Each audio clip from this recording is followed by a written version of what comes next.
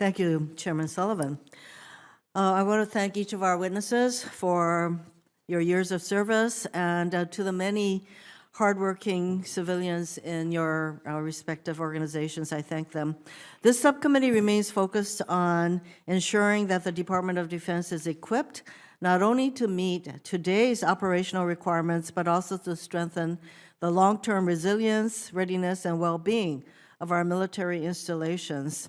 And I appreciate your engagement on each of these critical issues. I have been very focused on infrastructure, and I'm glad that the chair recognizes the importance of modernizing and repairing our infrastructure, which we have not done a very good job on. And I want to begin by expressing concern regarding this department's ability to deliver timely, efficient, and cost-effective infrastructure.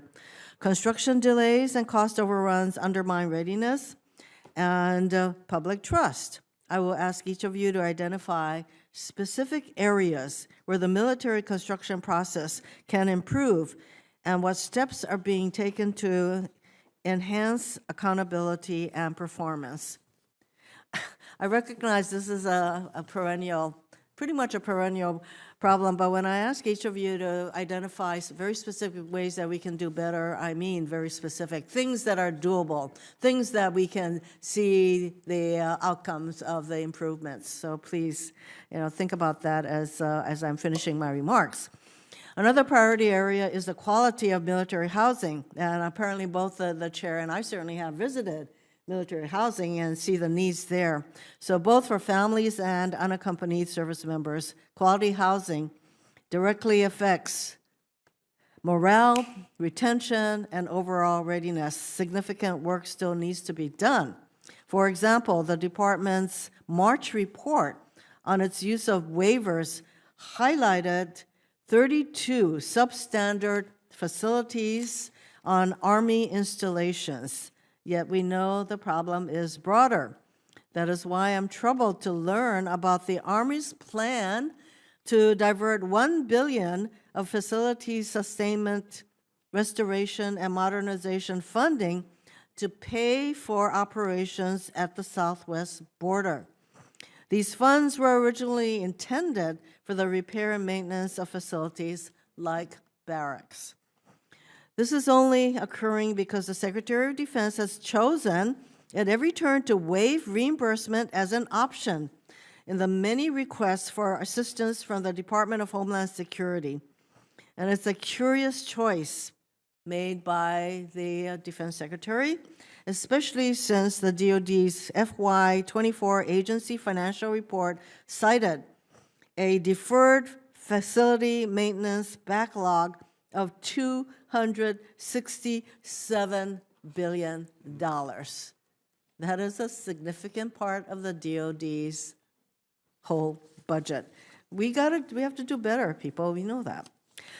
So we need to understand how the department plans to ensure that soldiers have access to safe, well-maintained housing, considering this shift.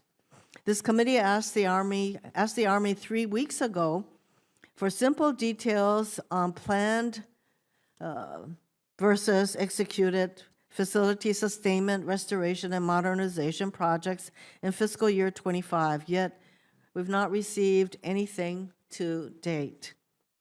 So Dr. Waxman, I expect the Army to deliver answers as soon as possible to our requests.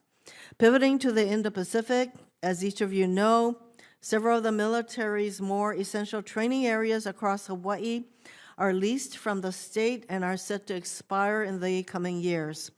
The training areas are foundational to joint readiness in the region, and at the same time, they hold cultural and historical significance to the Native Hawaiian community.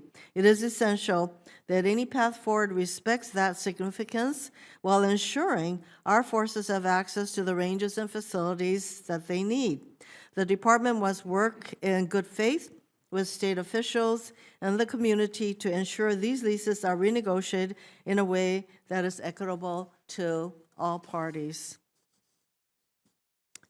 Regarding military construction in the Indo-Pacific, we have previously authorized the extensions of the H-2B visa programs to ensure sufficient labor for projects in Guam and the Northern Mariana Islands. Secretary Marks, as construction in the region accelerates, we need to understand the potential cost and readiness implication of these mission-critical visas, that they are extended. And I realize that the chair has asked the question as to the continuing spending that's going on in Guam, but if we intend to continue to do what we need to do in Guam, these visas are very necessary.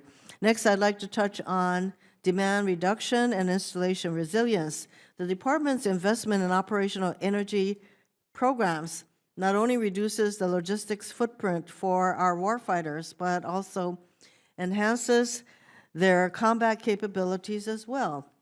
It is critical these programs continue to garner the bipartisan support they've had for years now.